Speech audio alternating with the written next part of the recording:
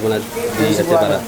Jadi kita sekarang berada di Pantai Suak Gerbang yang memang lokasi untuk melihat hilal untuk Kabupaten Aceh Barat. Posisi hilal hari ini tanggal 16 Juni itu berada di bawah ufuk. Jadi hilal hari ini adalah hilal ijtima yang terjadi ba'dal ghurub. Jadi terjadi ijtima setelah tenggelam matahari.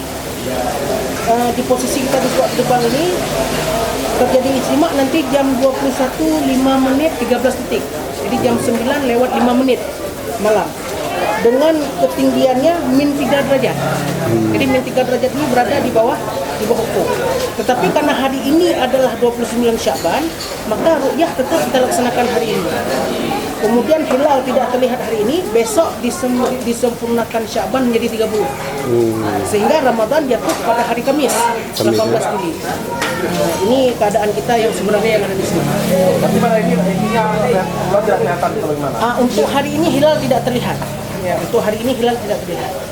Karena memang posisinya berada di bawah min 3 derajat. Ini gambarnya. Ini